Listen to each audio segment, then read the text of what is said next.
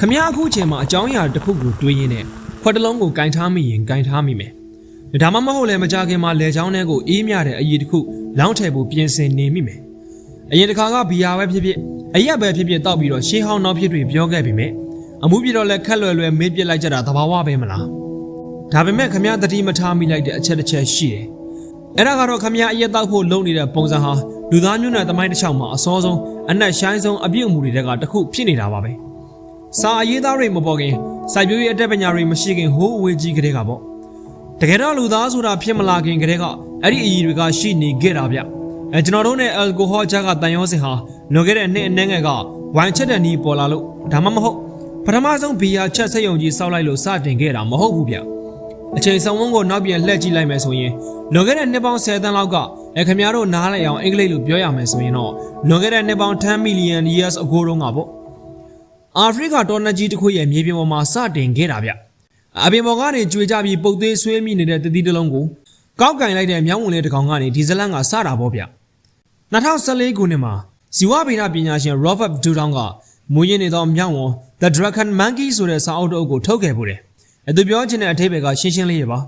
တတိတွေအပင်ပေါ်ကနေကြွေပြီးမြေပေါ်မှာပြစ်ထားတာကြာလာတဲ့အခါအထဲမှာရှိတဲ့သဘာဝသကြားဓာတ်တွေကတဖြည်းဖြည်းပျက်စီးလာတယ်အဲ့ဒီချိန်မှာ yeast လို့ခေါ်တဲ့မှိုကောင်လေးတွေဝင်ရောက်လာပြီးတော့အချင်းဖောက်ချင်းဖြစ်စဉ်စတင်တော့တာပဲအဲ့ဒီလိုနဲ့အဲ့ဒီအသီးတွေထဲမှာ ethanol လို့ခေါ်တဲ့ alcohol ဓာတ်ကနည်းနည်းချင်းစီထွက်လာတယ်ဗျအဲ့ဒီအသီးတွေကိုကျွန်တော်တို့ရဲ့ဘိုးဘွားဘီပင်မြောက်တွေစားမိတဲ့အခါရှင်ထဲမှာတစ်ချက်ဖြင်းကနေရှိန်ကနေထူးဆန်းတဲ့အရာတွေကိုခန်းစားရပြီးအမှုတကတိတက်လာကြတ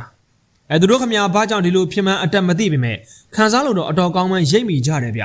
ခမညာတို့ရဲ့လက်သုံးစကားအရာပြောရမယ်ဆိုရင်အရန်ကောင်းပြီးတော့နှက်ပြီးရောက်သွားတယ်ပေါ့ဗျာအဲ့ဒါကြောင့်မှမြောက်တွေကအဲ့ဒီအသီးမျိုးကိုထက်ကလိုက်ရှာရင်းနဲ့ဆွဲလန်းသွားကြတော့တာပဲနှစ်ပေါင်းတန်းချီတဲ့သမိုင်းတစ်ချောင်းမှာကျွန်တော်တို့ရဲ့အဖိုးအဖွားတွေဟာအယ်ကိုဟောကိုရင်ပိုင်းုံနဲ့မကတော့ဘူးအာယုံ၅ပါးကနေဒါကိုအသေးအံလိုက်ရှာဖို့ဗီဇတွေပြောင်းလဲလာခဲ့ကြတယ်ဗျအဲ့ဒါကြောင့်မှခေတ်သစ်လူသားတွေဟာကဘာပေါ်ကိုရောက်မလာခင်ကတည်းကအရက်ရဲ့အရသာကိုဆွဲလန်းတဲ့စိတ်အခမ်းကအသွေးအသားထဲမှာစိတ်ဝင်နေပြီးသားဖြစ်နေခဲ့တာပါဘယ်သူမှကိုယ်တိုင်မချက်တတ်သေးခင်ကတည်းကအမှုအရသာကိုလူတွေကသိနေခဲ့ကြပြီဗျဒါဆိုမေးစရာရှိတာကလူတွေကဒါကိုကိုယ်တိုင်ချက်လုပ်ဖို့ဘယ်ချိန်မှစပြီးတွေးမိခဲ့ကြတာလဲ2018ခုနှစ်မှာရှီဟောင်းသုတေသနပညာရှင်အဖွဲ့တစ်ခုဟာအစ္စရေးနိုင်ငံဟိုင်ဖာမြို့အနီး Rocky Fell လို့ခေါ်တဲ့ဂူတစ်ခုကိုတူးဖော်ခဲ့ကြတယ်ဗျအဲ့ဒီနေရာကလွန်ခဲ့တဲ့နှစ်ပေါင်း1300လောက်ကနာဒူဖီယန်လို့ခေါ်တဲ့ရှေးဦးလူသားမျိုးနွယ်စုတွေနေထိုင်ခဲ့တဲ့နေရာဖြစ်တယ်ဗျထူးဆန်းတာကဂူရဲ့ကြောက်ဆောင်တွေထဲမှာဓာတ်ရိုက်ထွေးထူထားတဲ့ကြောင်ငရုတ်စုံတွေကိုသူတို့တွေ့ခဲ့ကြတယ်အဲ့ဒီငရုတ်စုံတွေကအနှံအနက်တွေကိုတခွဲခန်းထဲမှာတည်တည်ချာချာစစ်ဆေးကြည့်တဲ့အခါမှာတော့အံဝန်းစရာကောင်းလောက်အောင်ဂျုံစပားနဲ့မူရောစပားရဲ့အကျွင်းအကြံတွေကိုတွေ့လိုက်ရတယ်ဗျ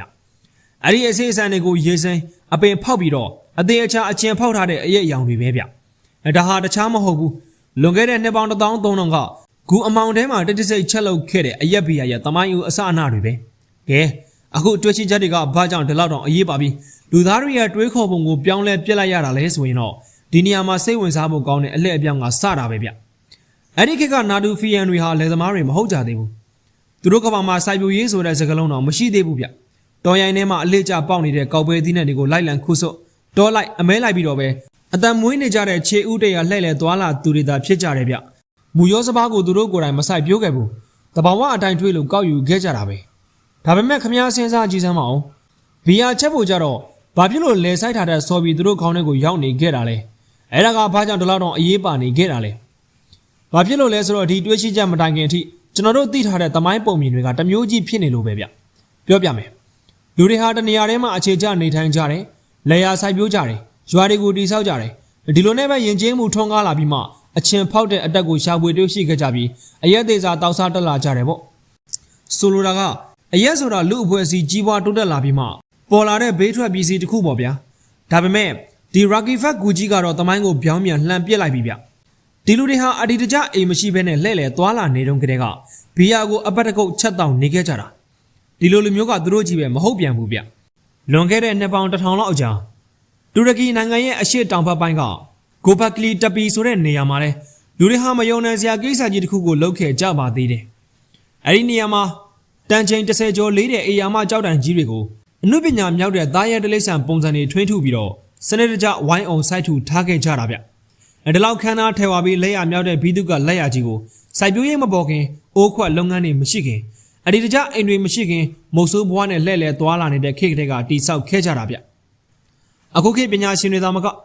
နှစ်ပေါင်းများစွာကလေးကရှီဟောင်သုတေသနပညာရှင်ကြီးတွေကအဲ့ဒါကြီးကြောင့်အတော်လေးကိုခေါင်းစားခဲ့ကြတယ်အဒီတကြတောင်မနေတဲ့အုပ်စုတွေကဘာကြောင့်ဒီလောက်လေးတဲ့ကြောက်တုံးကြီးတွေကိုတောင်ကုန်းပေါ်အထိတဲပြီးတော့အသေးအချာထွေးထုဖို့လူအင်အားအမြောက်အများကိုစူးစီးနိုင်ကြတာလေဘယ်ရာကသူတို့ကိုဒီလောက်အထိတွန်းအားပေးနေကြတယ်လဲဆိုပြီးတော့ပေါ့နောက်တော့မှအဖြေကပေါ်လာတာဗျအဲ့ဒီနေရာမှာအေယာမကြောက်ကန်ကြီးတွေကိုသွားတွေ့ရတယ်ကန်တွင်းကဓာတုအကျွင်းအကြံတွေကိုစစ်ဆေးကြည့်လိုက်တော့အချင်ဖောက်ထားတဲ့ကောက်ပဲသီးနှံတွေရဲ့အရေးအယောင်ကိုတွေးတော့တာပဲသူတို့ချက်ခဲ့တာနည်းနည်းနော်မဟုတ်ဘူးလူအုပ်ကြီးတစ်ခုလုံးတောက်လို့ရတဲ့ပမာဏကြီးဗျအခုလက်ရှိယူဆချက်အရအဲ့ဒီနေရာဟာလူတွေနေတဲ့အိမ်မဟုတ်ဘူးဘာသာရေးပွဲလန်းသဘင်တွေအောင်ပွဲခံစားတော့ကြတဲ့နေရာဆွရကြီးတစ်ခုဖြစ်ခဲ့တာနေပယ်ပေါင်းစုံကလူတွေဟာဒီနေရာကိုခရီးဆန့်လာကြတယ်အတူတူစုံစည်းကြတယ်ပြီးတော့အရက်တောက်ကြတယ်အဲ့ဒီလိုမျိုးပေါ့ဗျာအဲ့ဒီအချက်ကပဲဆယ်စုနှစ်ပေါင်းများစွာညှင်းခုန်လာခဲ့တဲ့အမေကဟောင်းကြီးကိုပြန်လည်နှိုးဆွလိုက်သလိုဖြစ်သွားစေခဲ့တယ်ဗျလူသားတွေဟာဘာဖြစ်လို့လေယာစိုက်ပျိုးရေးဘဝကိုစတင်ခဲ့ကြတာလဲကမ္ဘာရှင်အောင်အရက်သူတေသနာရဲ့ထိပ်တန်းပညာရှင်တဦးဖြစ်တဲ့ Patrick McGavin ကတော့ဒီလိုပဲနှစ်ပေါင်းများစွာစောတကားတက်ခဲ့တယ်လူတွေလေယာစိုက်တာဟာပေါင်းမုံစားခြင်းလို့မဟုတ်ဘူးဗျဘီယာတောက်ခြင်းလို့တဲ့ကျွန်တော်လည်းဒီစကားကိုတရားရခံတော့အပြည့်ထောက်ခံပါတယ်စဉ်းစားကြည့်လေပေါင်မုံလို့ဖို့ကြတော့ဂျုံကိုထုရမယ်ထောင်းရမယ်နေရမယ်ဖုတ်ရမယ်လုပ်ငန်းစဉ်တွေကအတော်လေးကိုရှုပ်ထွေးတယ်ဘီယာကြတော့ခက်လွယ်လွယ်လေးရဲ့ပါ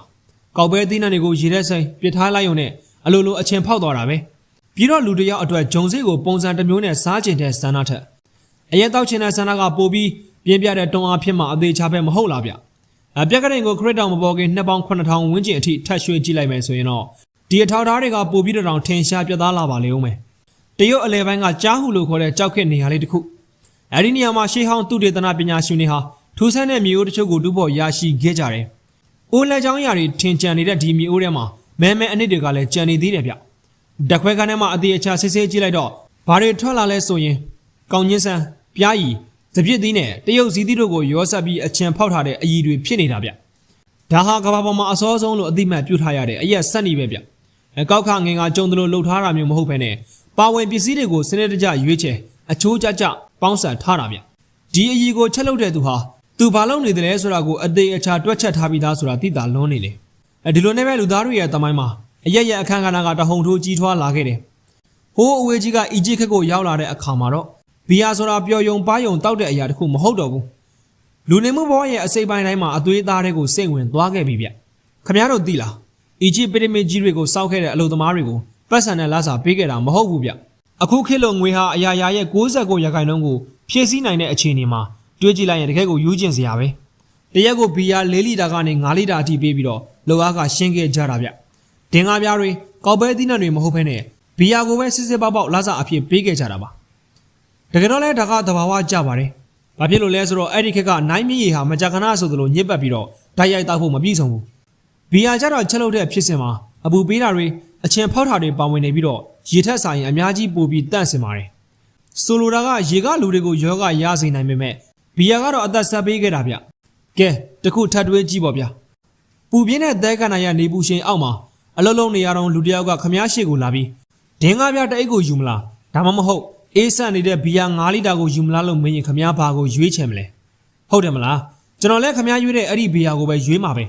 ဒါတွေမကသေးဘူးဗျဘီယာချက်တဲ့ဖြစ်စကြောင်းအဲ့ဒီအကြီးဟာအာဟာရဓာတ်နဲ့ကယ်လိုရီတွေအပြည့်ပါနေတာနေပူပူသဲပူပူထဲမှာတန်ချိန်ရာချီလေးတဲ့ထုံးကြောက်တုံးကြီးတွေကိုအားဆိုင်ရုံးကန်ဆွဲနေရတဲ့အလုပ်သမားတယောက်အတွက်အဲ့ဒီလိုကယ်လိုရီအပိုတွေကအသက်တမျှအရေးကြီးတာပေါ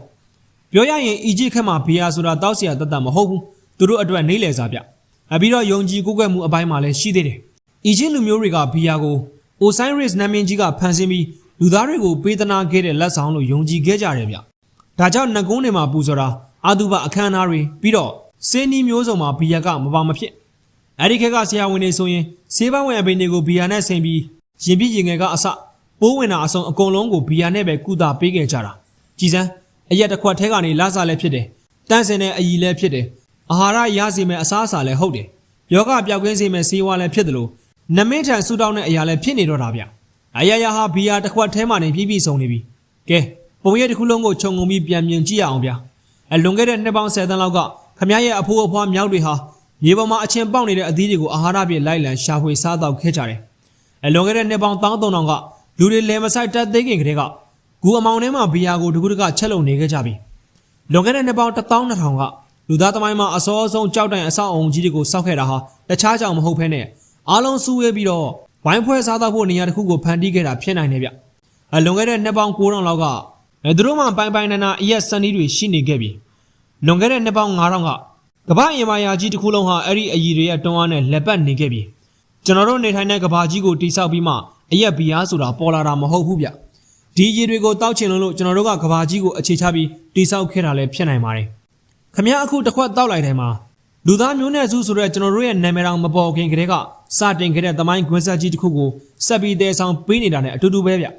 အခစ်တွေပြောင်းလာလို့နေပညာတွေတိုးတက်လာတယ်ပါဝင်ပစ္စည်းတွေပုံမကောင်းလာတယ်တောက်တဲ့ခွက်တွေကလည်းပိုပြီးခမ်းနားလှပလာတယ်ဒါပေမဲ့ရင်ထဲကစန္ဒကတော့လွန်ခဲ့တဲ့နှစ်ပေါင်း10တန်းကတောနက်ထဲမှာအမဲလုံးကြီးကြွေကြနေတဲ့တတိပုတ်ကလေးကိုလှမ်းယူခဲ့တဲ့မြောက်ဝန်လေးရဲ့စန္ဒနဲ့ထပ်တူပဲဗျကျွန်တော်တို့ကတော့အဲ့ဒါကိုကိုယ်တိုင်ချက်တအောင်ပို့ပြီးတက်မြောက်သွားခဲ့ကြတာပေါ့ဗျာ